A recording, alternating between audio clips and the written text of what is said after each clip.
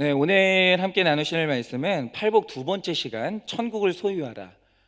팔복 두 번째 시간 천국을 소유하라라는 제목으로 함께 말씀을 나누도록 하겠습니다. 오늘은 이 팔복 두 번째 시간으로 함께 말씀을 보려고 하는데, 정말 예수님이 우리에게 정말 주시려고 하는 복이 뭔지, 우리를 구원에 이르게 하는 복이 뭔지 오늘 그 마음이 열리기를 굉장히 소망을 합니다. 얼마 전에 예전에 그 복음과 상황이라는 기독교 잡지에 이 바람난 천국이라는 제목의 기사가 실렸다고 해요. 이게 뭐냐면 내가 천국을 보고 왔다, 뭐 꿈을 통해 보고 왔듯이 뭐 왔든지 아니면 뭐 죽었다 살아나는 경험을 통해서 보고 왔든지 이 천국을 보고 왔다는 사람들의 이야기를 담은 기사예요. 그런데 흥미로운 것은 뭐냐면 천국에서도 이 땅에서처럼 빈부격차가 있다라는 거예요. 그러니까 그분들이 하시는 말씀을 종합해 보면 이런 말이 있어요. 11조를 많이 하고 담임 목사한테 충성을 하면 천국에 가서 굉장히 큰 집에서 살게 된다고 해요. 여러분들도 충성하시기 바랍니다. 그런데 이제 어떤 분은 천국에 가보니까 한 무리의 사람들이 집이 아니라 꽃밭에 모여서 살고 있더라는 거예요. 그래서 아니 왜 집이 아니라 여기서 살고 있냐 물었더니 나는 겨우겨우 부끄러운 구원을 받아서 천국에 왔기 때문에 땅에서 집 지을 재료가 안 올라왔다는 거예요. 그래서 나는 집이 아니라 꽃밭에서 살고 있다 이러더랍니다. 또 어떤 분은 천국에 다녀온 분은 자기가 천국에 가보니까 천국에서는 모두가 다 찬양을 하고 있더라는 거예요. 그래서 이 땅에서 성가대를 하지 않으면 하나님 보좌 앞에 가지 못한다라고 그렇게 얘기를 해요. 또 천국에 들어갈 때 하나님이 오는 사람들한테 물어보는 게 뭐냐면 너 11조 했냐? 전도했냐? 봉사했냐? 성경 읽었냐? 이런 것들을 물어보시더라고 말하는 이 목사님도 있었다고 합니다. 그러니까 세상을 일찍 떠나는 사람들은 어린이 천국이 있고, 물질이 많은데 봉사할 시간이 없었던 사람들은 천국의 변두리, 그러니까 뭐 우리 이 땅의 이제 이야기로 치면 뭐 개발이 안 된 그린벨트에 있더라고 그렇게 주장하는 사람도 있어요. 이렇게 소위 천국을 갔다 왔다라고 주장하는 사람들의 이야기를 들어보면 그 내용의 대부분들이 천국을 이 땅에서 모습과 굉장히 유사하게 그리고 있다는 거예요. 이 땅에서도 집 중요하죠, 땅 중요하죠. 그런데 천국에서도 집 중요하고 땅 중요한 거예요. 세상의 복의 개념을 천국에 그대로 적용하면서 부동산 투기하듯이 천국 투기를 불러일으키는 거예요. 이 땅에서 풀지 못한 한을 천국에서 풀 수 있으니 너희들도 투자해라, 이런 식으로 얘기를 하는 거예요. 하지만 하나님이 말씀하실 때 천국은 드릴 것이 없어서 두렙돈만 드렸던 과부와 거지 나사로처럼 가난하고 애통한 자의 것이라고 분명히 그렇게 말씀을 하세요. 여러분 또한 천국은 죽어서 그 다음에 누리는 것이 아니라 지금 여기에서 어떻게 살 것인지에 따라서 이 땅의 삶, 현실의 삶에서도 천국을 누릴 수 있다라고 오늘 말씀을 하시는 거예요. 그러면 누가 천국을 소유하고 누리는 삶을 살 수 있는가? 오늘 말씀은 온유한 자가 천국을 누린다라고 이렇게 얘기를 하십니다. 5절입니다. 온유한 자는 복이 있나니 그들이 땅을 기업으로 받을 것이요. 그럼 우리가 하나 물어야 될 게 이거죠. 여러분, 온유한 자는 어떤 자입니까? 누가 온유한 자입니까? 여러분, 성품이 착한 사람입니까? 얼굴 표정이 이렇게 잘 바뀌지 않고 표정과 말씨가 부드러운 사람이라고 해서 온유한 사람입니까? 그게 아니라는 거예요. 여러분, 온유라는 단어를 문자적으로 해석하면 짐승을 길들일 때 쓰는 말인데 이런 겁니다. 주인에게 길들여져서 주인 뜻대로 사는 것, 이게 바로 성경이 말하는 온유함이에요. 그러니까 내가 짐승만도 못하다는 것을 날마다 인정하면서 하나님께 길들여지고 하나님 뜻대로 살고자 하는 사람이 온유한 사람이에요. 사람들 앞에서 잘 보이는 게 온유가 아닙니다. 하나님의 뜻 앞에서 온유해야 온유한 사람이에요. 그러면 온유한 자가 땅을 기업으로 받는다는 것은 무슨 뜻이겠어요? 무슨 하나님께서 말 잘 듣는 사람에게 부동산 등기를 내 앞으로 해준다, 여러분 이런 뜻이 아니에요. 여러분 시편 37편 11절을 보니까 이런 말씀이 있습니다. 그러나 온유한 자들은 땅을 차지하며 풍성한 화평으로 즐거워하리로다. 여러분, 이 말씀의 핵심은 땅을 차지한다는 것은 뭐냐면 소유의 개념이 아니라 내 이름으로 된 땅 한 평 없을지라도 이 땅을 즐기고 하나님께서 나에게 주신 환경에서 화평을 누리는 사람이 땅을 차지한 사람이에요. 여러분, 그렇지 않습니까? 아무리 대궐 같은 집에 산다 하더라도 저는 가정신방을 하니까 너무 잘 알아요. 대궐 같은 집에 산다 하시라도 거기에 가족 간에 화평이 없는 가정, 집에 날마다 들어가 봤자 온기가 없고 맞이해 주는 사람도 없고 그곳에 나랑 웃으며 이야기할 사람도 없는 가정은 여러분 그 집을 누리지 못해요. 여러분, 저는 저희 부부가 그렇게 오래된 부부는 아니지만 저희가 결혼을 하고 집을 3번 옮겼습니다. 그리고 한일교회 오기 직전에 살았던 집이 굉장히 애매했어요. 위치가 이거는 지하도 아니고 1층도 아니고 굉장히 애매한 게 위치에 있는 집이었거든요. 그리고 방 이제 2개짜리 투룸이었어요. 그런데 그 집에 살면서 굉장히 소중한 우리 딸이 그 집에서 태어났고 그 집에서 살 때 제가 처음으로 목자 직분을 받았어요. 그러니까 제가 자주 말씀드리지만 제가 전에 이제 있던 교회는 목사라고 목자 직분을 주지 않아요. 진짜 회개가 나오지 않는 한은 목자 직분을 목사한테도 주지 않습니다. 그런데 제가 그렇게 훈련받고 죄고백을 하다가 그 집에 가서 처음으로 목장 인도를 했어요. 그래서 그곳에서 성도님들을 대접하고 나에게 맡겨진 목원들의 죄고백을 들으면서 같이 울고 웃고 하면서 영혼이 살아나는 경험을 그 좁은 반지하 집에서 했어요. 여러분, 제가 설교를 하기 위해서 과장하는 게 아니고 여러분 그 집이 이 반지하니까 이렇게 비가 오면 습기가 얼마나 찼겠어요. 조금이라도 방심하면서 여름에 저희가 제습기를 돌리지 않으면 바로 곰팡이가 생겨요. 그리고 저희 집이 1층이니까 반지하니까 창문 바로 앞이 우리 건물 이 주차장이었어요. 그러니까 사람들이 차를 대고 출발할 때마다 그 매연이 저희 집으로 다 들어와요. 그리고 그 당시에 기어다녔던 제 딸도 몇 번 기면 더 이상 갈 곳이 없었던 좁은 집이었어요. 그런데 거기서 저와 제 아내는 화목했고 언제나 하나님과의 화목이 있었어요. 그곳에서 저희는 그 좁은 집이었지만 거기서 우리 이 목원들이 모여서 찬양했고 말씀을 나눴고 늘 거기서 회복이 있었어요. 저는 거기 추억이 많습니다. 좋았어요. 여러분, 소유에 진정한 행복이 있는 것이 아니라 누린다는 것에 진정한 행복이 있는 거예요. 여러분, 지금 여러분들은 그래도 내가 쉴 공간이 있고 분명히 나의 삶이 있을 거예요. 그런데 여러분들은 누리고 있습니까? 여러분, 내 배우자를 누리고 있습니까? 내 자녀를 누리고 있습니까? 여러분, 누린다라고 한다면 그것이 바로 하나님이 주신 땅을 차지하는 거예요. 여러분, 우리가 사랑하는 찬송가 438장의 가사를 보면 1절에 이런 가사가 있어요. 내 영혼이 은총 입어 중한 죄진 벗고 보니 슬픔 많은 이 세상도 천국으로 화하도다. 또 3절에 보니까 높은 산이 거친 들이 초막이나 궁궐이나 내 주 예수 모신 곳이 그 어디나 하늘나라라고 했어요.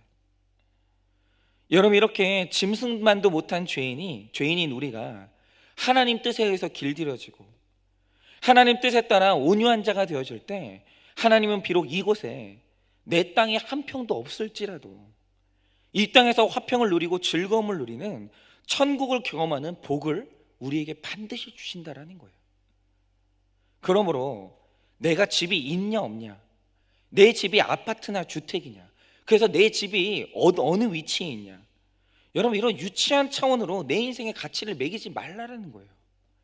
정말 교회를 와가지고 아직도 팔복에 대한 개념을 듣고 교회를 와가지고 집 자랑하고 땅 자랑하는 사람들은 여러분 그거는 정말 그 팔복으로 못 넘어온 거예요.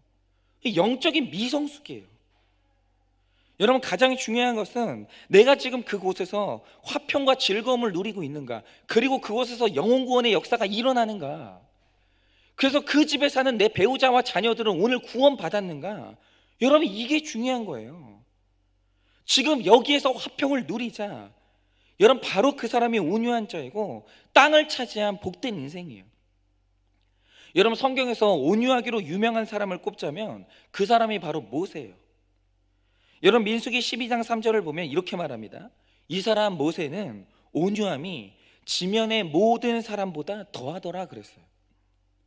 그런데 모세에 대한 이 말씀, 모세는 온유했더라, 이 말씀이 어떤 상황에서 나온지 아십니까? 여러분, 모세가 온유한 사람이라고 말한 민수기 12장 3절에 바로 앞구절인 민수기 12장 1절 2절에 어떤 내용이 있냐, 이런 말씀이 있습니다. 모세가 구스 여자를 취하였더니 그 구스 여자를 취하였으므로 미리암과 아론이 모세를 비방하니라. 그들이 이르되 여호와께서 모세와만 말씀하셨느냐 우리와도 말씀하지 아니하셨느냐 하매 여호와께서 이 말을 들으셨더라. 여러분, 모세의 친형제인 미리암과 아론, 다시 말씀드립니다, 모세의 친형제예요. 미리암과 아론이 모세를 향해서 오늘 비방을 해요. 가장 믿었던 사람들이 뒤통수를 치는 거예요. 그런데 그때 모세의 온유가 지면에서 승하였다라는 말씀이 나와요. 그러니까 우리가 온유함을 가장 하기 힘든 곳이 가정이고, 사실은 내 삶에서 가장 큰 용서가 필요한 사람이 누구냐면 그 가족이에요. 가족 간에 온유하는 게 가장 힘듭니다. 여러분, 우리가 성경을 보면서 알다시피 이스라엘 백성들이 모세를 얼마나 힘들게 했어요.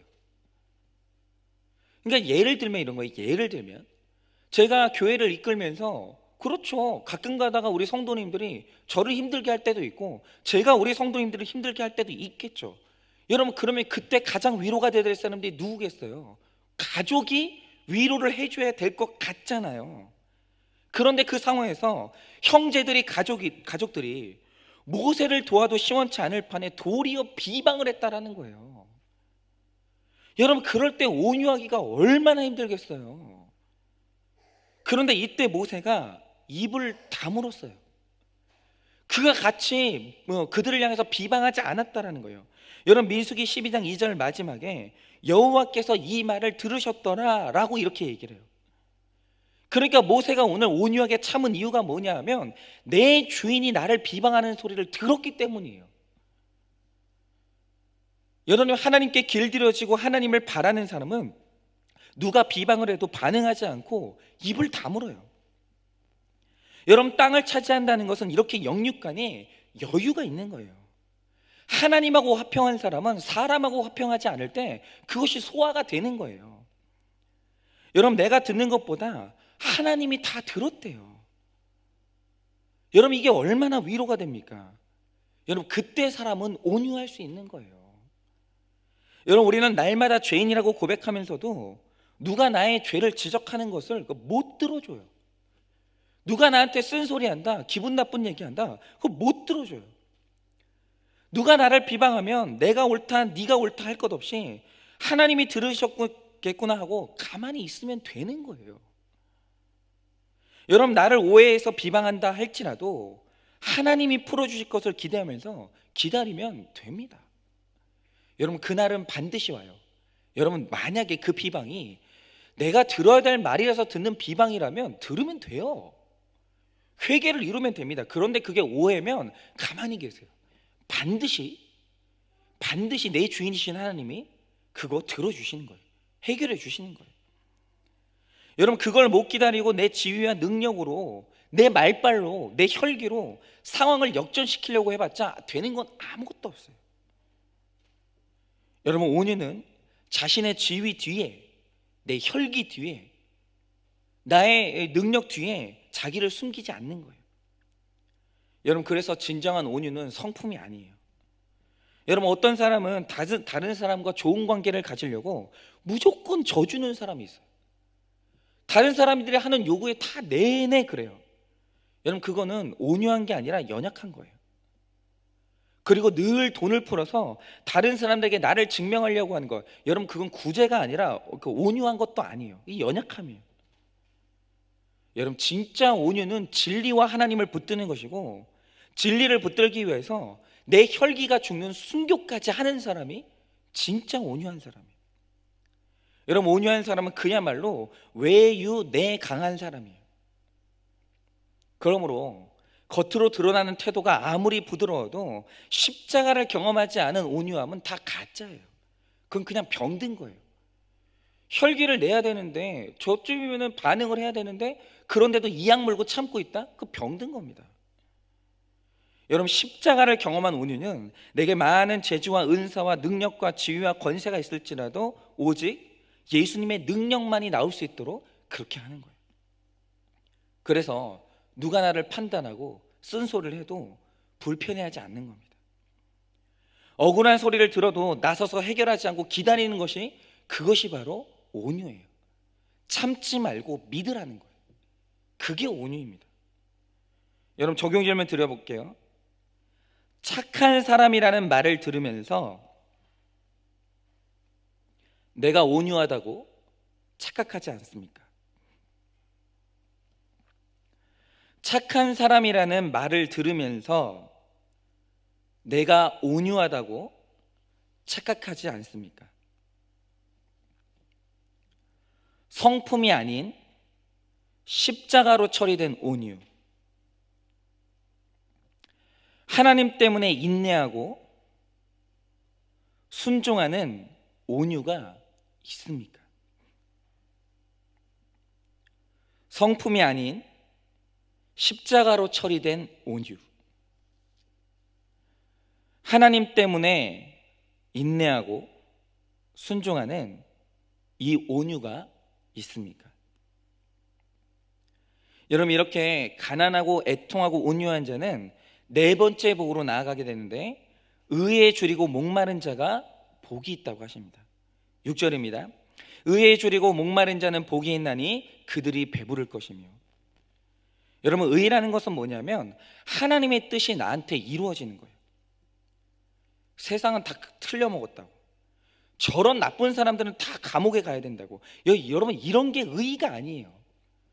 핏대 높여가지고 다른 사람을 비방한다고 해서 내가 의로워지는 게 아니에요. 여러분, 우리가 줄이고 목말라야 되는 의의는 뭐냐면 내 뜻, 내 가치관이 아니라 하나님의 뜻이 내 삶 가운데 이루어지는 거예요. 여러분, 사람들은 행복을 추구하지만 마치 중환병에 걸린 환자가 자기 병의 원인을 찾아서 치료하지 않고 그저 약만 발라달라고, 여러분, 이것이 바로 행복 추구예요. 만약에 여러분들이 나는 행복하고 싶어, 행복하고 싶어, 여러분, 이거는 그냥 고통만, 그 순간의 통증만 제거해달라고 하는 거예요. 여러분, 의의 개념을 모르기 때문에 우리는 행복에 줄이고 돈에 줄이고 애정에 줄이고 있는 거예요. 남편에 줄이고 아내에 줄이고 자녀의 성적에 줄이고 있습니다. 여러분, 그런데 그 모습이 얼마나 매력 없는 모습인지 알아야 돼요. 여러분, 누군가를 굶주려 하면 할수록, 자식을 굶주려 하면요, 자식이 도망가요. 여러분, 남편에게 굶주려 하잖아요. 그 남편이 도망가요. 누가 나를 굶주려 할 때 그 부담을 견디지 못하고 다 도망가는 거예요. 여러분, 사람에게 줄이고 세상에게 줄인 것은 마치 바닷물을 마시는 것 같아서 나중에는 더 비참한 목마름과 줄임만 경험하게 된다는 거예요. 여러분, 순간의 행복으로 내 인생의 문제가 해결되는 게 아닙니다. 그러나 내가 하나님의 뜻에 줄이고 목말랄 때 하나님은 그 뜻에 우리 안에 채워주시는 거예요. 여러분, 인생의 목적, 결혼의 목적이 거룩이라는 것을 알고 그 거룩을 추구할 때 여러분, 주님이 내 인생도 책임져 주시는 거예요. 하나님의 음성을 듣고 싶은 굶주림이 있어야 되는 거예요.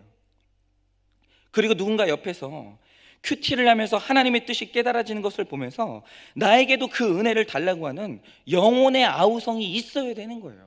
그렇죠. 우리가 이제 훈련을 하고 있는데, 훈련을 하는 와중에 나눔을 하고 내 죄를 보면서 문제가 해결되는 사람들이 얼마나 많은지 몰라요. 목사님 깨달았어요. 목사님 드디어 내 죄를 봤어요. 그래서 내 미움이 사라졌어요. 내 남편보다 내가 더 죄인인 것을 알았어요. 그래서 신기하게 내 남편을 향한 원망이 없어졌어요. 여러분, 그 옆에 사람의 치유를 들으면서 나도 그것을 갈망해야 된다는 거예요. 여러분, 그러기에 우리를 더 줄이고 목마르게 하시는 것이 우리를 향한 주님의 사랑이에요. 여러분, 하나님의 의를 더욱 사모하도록 나를 가난하고 애통하게 만드는 사랑과 환경이 내게 축복인 거예요. 여러분, 그것을 깨달을 때 진정으로 배부른 자가 되는 겁니다. 왜냐하면 현재의 고난은 너무나 잠깐이기 때문이에요. 여러분, 저는 이게 어떨까 이제 상상도 안 되는데, 그 치매를 앓는 시어머니를 7년 동안 모셨다는 집사님이 그런 고백을 했어요. 이 남편이 막내랍니다. 남편이 막내이고 그 위로 형님이 두 분이나 계셨지만, 이 막내를 향한 정 때문인지 늘 남편이 그 자기 어머니랑 그렇게 살고 싶어 했다는 거예요. 그래서 이 아내분이 좋은 분이에요. 다니던 직장도 그만두고 시어머니를 모시게 됐어요. 그런데 여러분, 시작은 좋았는데 모양은 좋죠. 효부라는 말 들으면 뭐 싫은 사람 누가 있어요. 그런데 그 치매의 시어머니를 모시면서 말로 표현할 수 없을 만큼 힘들었다는 거예요. 특별히 시어머니에게 매어 사느라고 중3인 아들과 고2인 딸한테 아무것도 못 해줬다는 거죠. 그리고 내가 자녀들한테 신경 쓰지 못하니까 성적이 떨어질 것 같아서 날마다 불안하고 미안했다는 거예요. 그런데 그러던 어느 날 집사님이 잠깐 의자에 앉아서 잠든 사이에 시어머니가 거실에 온통 다 대소변을 묻혀놓은 거예요. 그런다고 하더라고요. 그 개념이 없으니까 치매에 걸린 분들은 그 대변을 보면 그거를 다 벽에 발라놓는데요. 그런데 그 광경을 중학생인 아들이 집에 와서 본 거예요. 그런데 이 광경을 본 아들이 정신줄을 놓고 앉아있는 이 집사님을 방으로 일단 들여보냈어요. 그리고 할머니를 이 목욕탕에 모시고 들어가서 씻겨드리기 시작했어요. 그러면서 이제 할머니한테 이렇게 달래듯이 한 말이 뭐냐면, 할머니, 엄마 말 잘 듣고 있을 줄 알고 내가 이렇게 과자를 사왔는데 왜 그랬어? 왜 그랬어? 그렇게 이 아들이 할머니를 어린아이 다루듯이 씻겨드리고는 진물은 사타구니에 분을 발라드린 다음 옷까지 싹 갈아입혀드렸어요. 그리고 그 모습을 끝까지 바라보고 있던 집사님한테 이 아들이 그 엄마한테 이렇게 얘기했다는 거예요. 엄마, 그렇게 신난한 마음으로 할머니랑 같이 지내려고 하니까 엄마가 병이 들잖아. 엄마가 할머니 때문에 흘리는 눈물을 우리가 왜 모르겠어. 내가 크면 다 갚아줄게. 그런데 이 말을 듣는 순간 집사님은 그동안 자신의 신세를 한탄하면서 윗동서들을 원망했던 그 죄, 남편과 살기 싫어서 뛰쳐나가고 싶었던 그 마음들을 다 회개했다는 거예요. 그리고 아들이 공부할 시간에 할머니를 챙기는 것이 너무 싫었는데 자신의 모든 것을 지켜보고 있다는 이 아들 앞에서 한없이 부끄러웠다는 거예요. 여러분, 자녀들이 보고 있어요. 여러분, 이기적으로 살면 그 자녀들이 안 볼 것 같습니까? 다 보고 있습니다. 그런데 이타적으로 고생하면서 살고 있잖아요. 그것도 다 봐요. 그래서 이타적인 인생은 절대로 손해보지 않아요. 여러분, 이 아들의 모습 속에서 우리는 온유한 자의 모습, 의에 줄이고 목마른 자의 모습을 보게 되는 거예요. 스스로 사랑을 보이면서 엄마를 정죄하고 책망하는 것이 아니라, 내가 엄마의 눈물을 다 봤어. 내가 우리 엄마 무슨 고생하고 있는지 내가 다 봤어. 여러분, 이렇게 엄마의 아픔을 감싸 안았어요. 여러분, 치매 할머니, 힘든 엄마를 보면서 의에 줄이고 목마른 환경이 되었기 때문에 이 어린 나이에도 사람을 품을 수 있는 지혜와 사랑을 갖게 된 거예요. 여러분, 치매 할머니를 모시는 환경이 이 아이를 의에 줄이고 목마른 사람의 사랑의 사람이 되게 한 거예요. 그러므로 이것이 복된 환경이에요. 여러분, 이런 환경에서 자란 이타적으로 살아가는 이 어머니를 보고 자란 이 아이가 절대로 악해질 수 없어요. 여러분, 절대로 이 아이가 부모를 매정하게 내칠 수가 없는 거예요. 돈 앞에서 부모를 버리는 그런 자녀는 될 수가 없는 거예요. 여러분, 이 환경이 바로 복된 환경이라는 거죠. 여러분, 적용 질문 드려볼게요. 내가 끊임없이 줄이고 목말라 하는 것은 무엇입니까? 내가 끊임없이 줄이고 목말라 하는 것은 무엇입니까? 좋은 집과 좋은 차에 줄입니까? 좋은 집과 좋은 차에 줄입니까? 사람의 관심과 인정받는 것에 목마릅니까? 사람의 관심과 인정받는 것에 목마릅니까? 줄이고 목마른 환경을 통해 영적인 배부름을 알게 하신 것에 감사하십니까? 줄이고 목마른 환경을 통해 영적인 배부름을 알게 하신 것에 감사하십니까?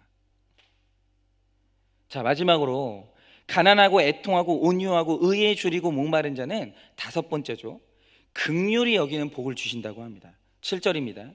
긍휼히 여기는 자는 복이 있나니 그들이 긍휼히 여김을 받을 것이며. 여러분, 긍휼이 뭐냐면 창자가 끊어지듯이 아파하는 것을 말하는 거예요. 그러니까 뭐 때문에 아프냐? 다른 사람의 아픔을 나도 아파하고, 나를 사랑하듯이 남을 사랑하고, 나를 이해하듯이 남을 이해하고, 내게 관대하듯이 남에게 관대하는 것이, 그게 긍휼이에요. 내 아픈 것만 중요한 것이 아니라 남의 아픈 것도 중하게 여길 줄 아는 것, 그게 바로 긍휼이에요. 여러분, 한 가정의 아내가 이 공동체의 지도자와 이 불륜을 저질렀어요. 그런데 어떤 끔찍한 일이 일어났냐면 그 사실을 알게 된 남편이 그 지도자를 죽이고 구속됐습니다. 그럼 여러분, 이때 어떤 일이 일어나겠어요? 예비 있는 사람들은 다 그 부인을 비난하고 정죄의 화살을 쏴대는 거예요. 어떻게 살겠어요?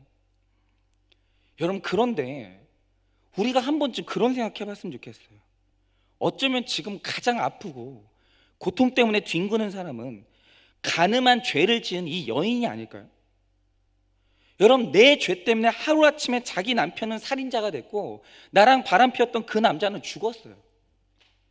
여러분, 우리가 비난하지 않아도 이미 벌을 충분히 받고 있다고 생각해요. 여러분, 이분은 지금 살아있지만 지옥을 살고 있는 거예요. 그렇지 않겠습니까? 여러분, 그리고 우리가 한 번 더 생각해 봐야 되는 게 뭐냐? 주님은 음욕을 품는 것 자체가 간음이고 미워하는 것은 살인이라고 하셨어요. 그런데 우리는 간음 안 합니까? 여러분들이 텔레비전을 보면서 잘생기고 예쁜 탤런트를 보면서 얼마나 음욕을 품고 있습니까?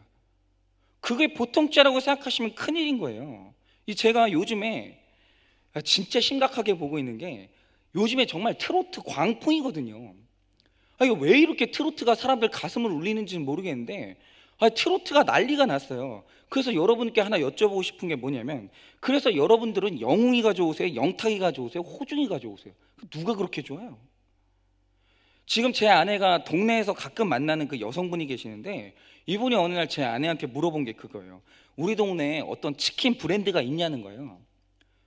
그래서 제 아내가 아니 그 브랜드가 왜 있는지 왜 물어보시냐고 물었더니 이분이 하는 말이 뭐냐면, 영탁이가 그 광고를 했다는 거예요. 그런데 나라도 그걸 사 먹어가지고 영탁이를 도와야 된다라는 거예요.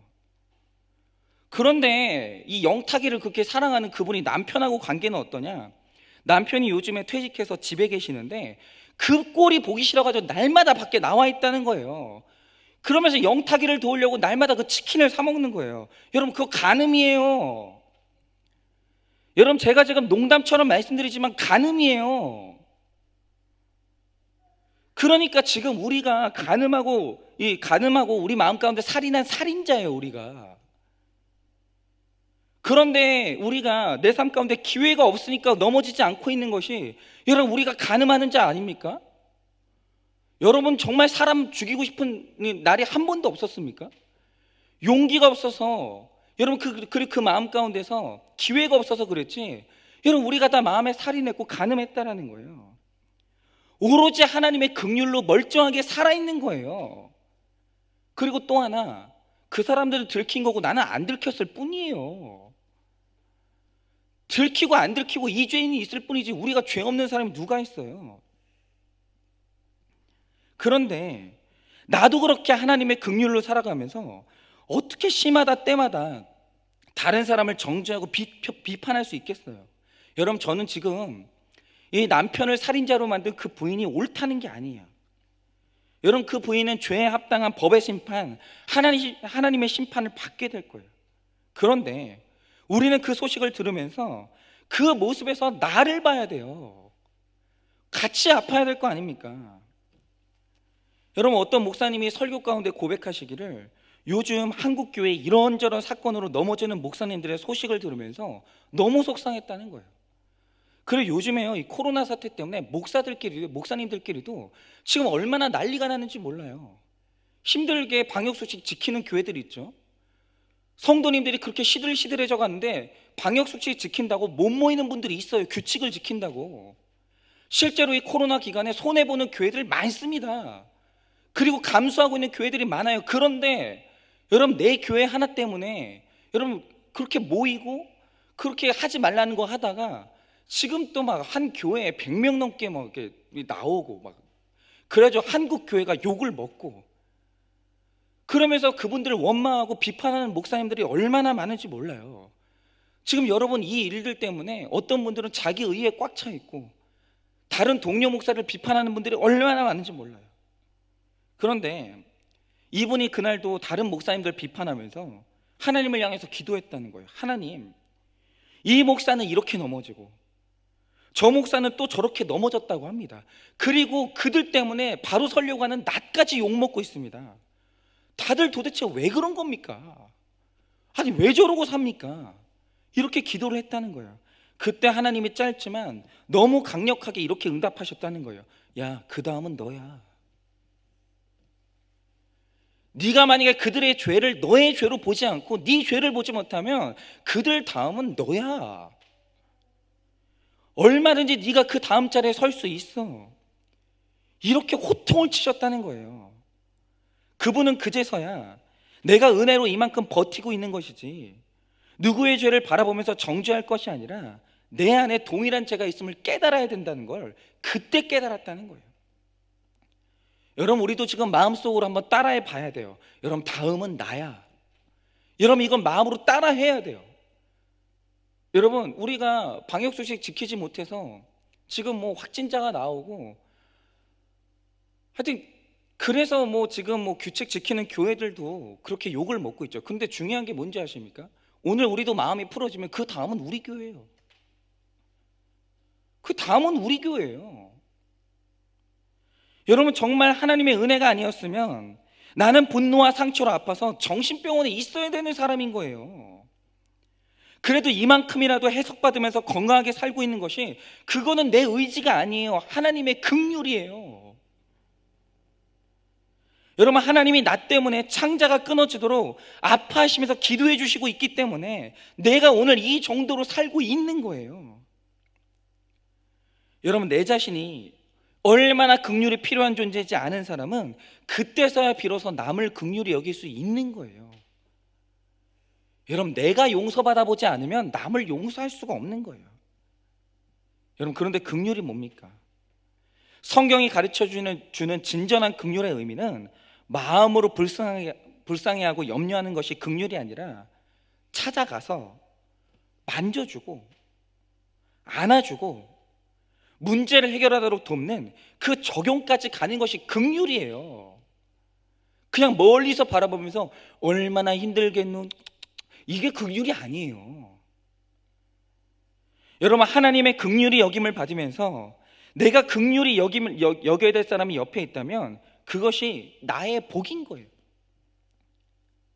저 사람만 없으면 그게 나한테 복이 아니라는 거예요. 껄끄러운 사람, 내 마음 가운데 불편함을 주는 사람, 내 경쟁자, 저 사람만 없으면 그게 복이 아니라는 겁니다. 그 사람이 있어서 나에게 복인 거예요. 여러분, 적용 질문 한번 드려볼게요. 비록 가족이라도 인연을 끊고 싶은 연약한 식구가 있습니까? 비록 가족이라도 인연을 끊고 싶은 연약한 식구가 있습니까? 몸으로 실천하는 긍휼을 보여줘야 할 사람은 누굽니까? 몸으로 실천하는 긍휼을 보여줘야 할 사람은 누굽니까? 저도 언젠가 만나봤으면 좋겠는 분이 한 분 있는데, 이 지선아 사랑해의 저자인 그 이지선 자매가 있어요. 이 자매가 그 이화여대를 다니던 굉장히 그 외모가 아름다운 재원이었었는데, 어느 날 음주운전자와의 그 충돌 사고로 전신에 화상을 입고 그 치료를 받았던 자매예요. 근데 여러분 그거 아십니까? 사람이 느낄 수 있는 고통 중에 가장 극심한 몸의 통증이 뭐냐면 그 불에 타는 고통이에요. 그리고 그 화상을 치료하는 그 치료 과정이 얼마나 아픈지 몰라요. 그래서 그 과정 중에 너무 고통이 끔찍해서 죽고 싶다고 울부짖었다는 거예요. 여러분 전신에 55%의 화상을 입었어요. 그건 뭐냐면 몸이 녹아내린 거예요. 얼마나 아팠겠어요. 그런데 자신이 이 입원해 있는 중환자실에서 17명이 죽어나가는 걸 봤다는 거예요. 그러면 몸과 마음이 얼마나 두려웠겠어요. 그런데 이 자매님이 하나님의 기적적인 은혜로 살아서 일상에서 생활이 무리가 없을 정도로 회복이 됐어요. 그리고 조금씩 회복되는 자기 모습에 감사해서 홈페이지에 이제 사진을 올리기 시작했는데, 누군가가 진짜 세상에 잔인한 사람들 많아요. 그 사진을 보고 밑에 댓글을 달았는데 너무 혐오스럽고 무섭다고 글을 올리는 사람이 있었다는 거예요. 그러니까 진짜 세상에 아픈 사람들 많아요. 노출되어 있을 때는 다 아닌 척하고 살지만 익명으로 있을 때는 그 속에 쓰레기가 나오는 사람이 얼마나 많은지 모릅니다. 그러니까 스스로 가난과 애통을 경험해보지 않은 사람은 그렇게 남의 고통에 대해서 함부로 입을 여는 거예요. 그런데 이 자매가 회복되어서 태어난 후에 처음으로 교회 갔을 때 유아부를 갔더니 아이들이 하는 말이 뭐냐면, 엄마 저기 괴물 봐, 괴물 봐, 이랬다는 거예요. 그래서 자매가 기도하기를, 하나님 그래도 저 사람으로는 보이게 해달라고 기도했다는 거예요. 그래서 3년 후에 또 교회를 갔는데 어떤 아이가 3년 후에 뭐라고 했냐면, 엄마 저기 이상한 사람이 왔어, 이러더라는 거예요. 근데 그게 너무 감사하더라는 거예요. 이제 내가 괴물에서 사람으로는 보이는구나. 그 하나님 응답으로 받았다는 거예요. 또 한 번은 사우나에 갔는데 이 지선자매의 울퉁불퉁한 몸을 보고 이 할머니가 얼마나 아프고 힘들었노, 얼마나 애를 썼냐고. 그런데 신통하게 얼굴은 어떻게 이렇게 안 다치고 잘 보존됐냐고 그렇게 하셨다는 거예요. 그러니까 이게 왜 그러냐면 사우나 수증기 때문에도 그렇고, 할머니가 노안이시라서 얼굴이 안 보였던 거예요. 그런데 이것도 하나님 응답이구나 싶어가지고 너무 감사했다는 거죠. 그래서 이제는 이 이지선 자매는 자신의 이제 다친 몸을 감추지 않고 여름에는 다른 사람들처럼 이 반팔 티셔츠를 입고 다닌다고 해요. 그리고 이제는 얼굴도 마스크로 가리지 않는다고 합니다. 그러면서 저희한테 줬던 아주 귀한 이 조언이 뭐냐면, 나는 가릴 수가 없는 상처라서 모든 사람들한테 이렇게 내어놓고 다니는데, 가릴 수 있는 상처를 마음의 상처를 가진 사람들은 내어놓지 못해서 다 죽어가고 있다라고 그렇게 얘기를 해요. 여러분 그 이지선 자매가 너무 유명했으니까 아시는 분들이 있겠지만, 사고로 화상을 입기 전에 진짜 예뻤어요. 진짜. 저는 그때 이게 처음 이제 알았을 때 총각되었는데 가슴이 설렐 정도로 예쁘더라고요. 그런데 지금은 완전히 얼굴이 망가졌는데, 놀랍게도 이 자매는 이 과거로 돌아가고 싶지 않다는 거예요. 사고 전에는 시집 잘 가서 잘 먹고 잘 사는 것이 인생의 목적이었는데, 지금은 내가 화상을 입어서 하나님의 형상을 회복했다는 거예요. 그리고 이제는 자신의 상처를 통해서 다른 사람의 상처를 위로하고 회복시켜주는 별과 같은 존재로 쓰임받고자 이 공부하고 준비하고 있다고 했는데, 이 자매가 지금 그렇게 쓰임받고 있어요. 아이비리그에서 이제 그 학위를 받아서 지금 귀하게 아마 쓰임받고 있는 것 같아요. 여러분 우리도 지선 자매와 똑같은 상황을 주셔도 내 옆에 똑같이 힘든 사람이 있어도 내가 온유하게 되고 하나님의 뜻에 목말라하고 긍휼히 여기는 마음을 가질 때, 그때 바로 천국이 되는 거예요. 여러분 나의 연약함을 알기에 다른 사람의 연약함을 끌어안고 창자가 끊어지는 아픔으로 같이 아파할 수 있는 것이 천국을 누리는 삶이에요. 여러분은 어떠십니까? 그래서 여러분은 연약한 사람들이 얼마나 그 마음 가운데 들어옵니까? 그래서 여러분의 가정에는 얼마나 많은 아픈 사람들이 여러분의 가정을 방문하고 있습니까? 그래서 여러분은 남이 불쌍해서 울어본 적이, 마지막으로 울어본 적이 언제입니까? 그냥 맨날 내가 불쌍해서 울기만 하잖아요. 여러분, 천국은 죽어서 가는 데가 아니에요. 이 땅에서 천국이 임할 사람이 죽어서 천국 가는 것이, 이 땅에서 천국이 없는 사람이 죽어서 천국 가지 않아요. 여러분, 주님은 우리가 이 땅에서 지금 천국을 누릴 수 있다라고 분명히 말씀하십니다. 그래서 오늘 이 말씀을 통해 천국의 복을 이 땅에서 누리는 저와 여러분이 되기를 예수님의 이름으로 축원을 드립니다. 여러분, 이 시간에 우리 다 같이 기도하기를 원합니다. 우리 기도할 때 하나님, 내 마음에 노래가 나오지 않습니다. 내 마음에서 웃음이 나오질 않습니다. 왜 내 마음에 이렇게 두려움이 있고 박탈감이 있고 원망이 있고 미움이 있고 초라함이 있습니까? 하나님, 이 시간에 다 내려놓게 하여 주시옵소서. 하나님, 이 시간에 나의 마음 가운데 천국을 허락하여 주시옵소서. 미워하는 사람이 있다면 긍휼히 여기는 마음을 허락하여 주시옵소서. 공동체를 누리게 하여 주시옵소서. 하나님, 이 땅을 차지하게 하여 주시옵소서. 지금 나에게 주신 이 현실을 누리게 하여 주시옵소서. 이 시간에 우리 다 같이 한번 그렇게 천국이 내 삶 가운데 임할 수 있도록 해달라고, 애통하고 온유한 자가 되게 하라고 이 시간에 우리 다 같이 한번 그렇게 기도하도록 하겠습니다. 기도하겠습니다. 살아계신 하나님 아버지, 너무나도 감사합니다. 하나님 아버지, 오늘도 우리의 삶 가운데 나에게 건강을 주시고, 오늘도 나에게 살집을 주시고, 오늘도 나에게 먹을 양식을 주시고, 하나님 이렇게도 소중한 나의 가족을 주시고, 하나님 이렇게 오늘도 내가 살아갈 수 있는 신앙을 허락하여 주셨는데, 하나님, 나는 무엇 때문에 도대체 마음에 조바심이 나며 열등감이 생기고 누군가를 미워하고 박탈감이 생기고 하나님이 질투하며 하나님 이 땅을 누리지 못하고 있는 것입니까? 하나님, 도대체 내가 왜 그렇게 살아갑니까? 살아계신 하나님 아버지, 이 시간에 하나님께 온전히 기도하오니 주님 온유하기를 원합니다. 주님 온유하기를 원합니다. 짐승 같은 나의 마음이 하나님 앞에 길들여져 내 마음이 온유하기를 원하옵나이다. 살아계신 하나님 아버지, 이 시간에 내 마음 가운데 애통함이 있기를 원합니다. 하나님 아버지, 남을 향해서 애통하기를 원합니다. 하나님, 죄인끼리 하나님 정죄하는 것이 아니라 이제는 애통하여서 내 마음 가운데 천국이 임하기를 원하옵나이다. 살아계신 하나님 아버지, 이 땅 가운데서 누리기를 원합니다. 하나님 아버지, 내 마음 가운데 누림이 있게 하여 주시옵소서. 하나님, 나에게 주신 것들을 누리는 누림이 있게 하여 주시옵소서. 하나님, 더 이상 다른 사람들 때문에 하나님 아버지 내가 내게 질투하며 하나님 내 삶을 누리지 못하는 하나님 어리석음이 있지 아니하기를 원합니다. 살아계신 하나님 아버지, 나의 가운데 역사하여 주시옵소서. 하나님, 눈을 떠서 하나님 나라가 내 가운데 임하는 것을 보게 하여 주시옵소서. 하나님과 교제하게 하여 주시옵소서. 이제는 그만 내려놓고 만족하게 하여 주시옵소서. 내 마음 가운데 불같은 미움을 내려서 사라지게 하여 주시옵소서. 하나님, 팔복을 허락하여 주시옵소서. 그래서 오늘 이 땅 가운데 천국을 누리는 우리가 될 수 있도록 역사하여 주시옵소서. 하나님, 내 마음 가운데 팔복이 없으니 오늘도 내 마음 가운데 내가 상처를 냅니다.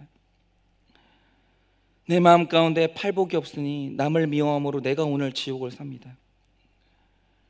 주님, 내가 미워하는 사람은 내가 그를 미워하는지 알지도 못합니다. 그러나 나 혼자 그를 미워함으로 오늘 나는 나 스스로를 지옥불에 집어넣고 나를 불태우고 있습니다. 하나님, 이 시간에 오늘 우리 모든 주의 백성들 가운데 오늘 말씀 가운데 묵상한 이 팔복이 임하기를 원합니다. 하나님, 온유하게 하여 주시옵소서. 애통하게 하여 주시옵소서. 주님, 화평을 누리게 하여 주시옵소서. 의에 줄이고 목이 말라 하나님을 구하게 하여 주시옵소서. 그래서 오늘 우리 마음 가운데 있는 모든 지옥 같은 이 마음의 죄성들이 떠나게 하여 주시고 오직 하나님과 더불어서 화평함을 누리고 오늘 이 천국을 누려서 오늘 땅을 차지하는 내가 될 수 있도록 역사하여 주시옵소서. 내가 살아가는 이 땅이 빨리 죽어서 이 땅을 떠나고 싶은 땅이 아니라 사명이 있고 하나님 나에게 주신 기쁨과 즐거움이 있어 나의 사랑하는 공동체가 있어 더 머물고 싶은 이 땅의 삶이 될 수 있도록 주님께서 오늘도 우리 가운데 역사하여 주시옵소서. 그렇게 주님께서 오늘도 우리에게 주신 팔복으로 말미암아 오늘 천국이 우리에게 임하게 하실 줄 믿사오며 살아계신 예수님 이름 받들어 기도드립니다. 아멘.